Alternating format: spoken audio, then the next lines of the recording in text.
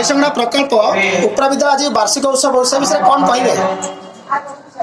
सूर्य पूजार जो सम्मान थाए से विदग्ध माटी जयसंगना माटी ये माटी सब बड़े कथा कहे ये पुण्य पुण्यात्मा मान जो नवीन बाबूर भावना कल्प विद्यालय सृष्टि होता प्रथम थिला संस्कार प्रथम थिला संस्कृति ये जयसंगना माटी तार शिक्षा संस्कृति सब आवेग को रखिकी परिचालित करुच्ची तेरे माटीर समस्त पुत्र मान को मुझे धन्यवाद अर्पण करुच्ची और नमन ज्ञापन करुच्ची। सर आप परिचय देवे ठीक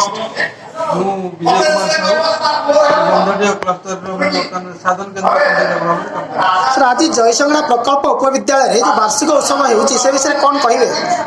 आज जयसंगना सरकारी उच्च विद्यालय प्रांगण में वार्षिक उत्सव पालन करते ये विद्यालय एक गुरुत्वपूर्ण दिवस आज ये अवसर में पिलाने विकास विभिन्न प्रतियोगिता भाग नहीं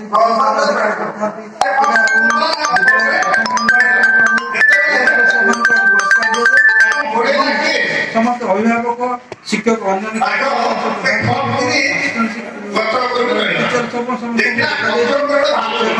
अवसर कथा विचार आज दिन विशेषकर ग्रामवासी मैंने जो विद्यालय अवदान अच्छे कार्य देखाइबार गोटे दिन अच्छी जीति जाती विद्यालय प्रधान शिक्षक और सहकारी शिक्षक कृतज्ञता प्रकाश सुंदर कार्यक्रम होची अंचल सर आज जयसंगना प्रकल्प विद्यालय वार्षिक उत्सव विषय कौन कहे डॉक्टर महेश्वर पाढ़े अध्यक्ष ब्रह्मवर्धन महाविद्यालय आज जयसंगना प्रकल्प सरकारी विद्यालय अतिथि योगदान करी पिलाମାନଙ୍କର ये वार्षिक क्रीड़ा उत्सव ये उत्सव गोटे निरा कार्यक्रम मत लगे पे बहुत उत्साह सब बेसी मत प्रेरणा देला आज प्रधान शिक्षक जतीन्द्र मोहन साहू यही अंचल समस्त सभापति वैद्यनाथ जेना अन्य जो मान रही अंचल कार्यक्रम सामिल थे विभिन्न अंचल जो अतिथि मैंने आसते कार्यधारा विशेषकर छात्र छात्री उत्साह एम आगामी काल भविष्य एम प्रतियोगिता मनोवृत्ति ही देश गठन गोटे प्रेरणार उत्स तेणु निष्पक्ष भाव में सभा कहुपे तो प्रेरणादायक सभा कुनि कुनि पाने यही भितर निजर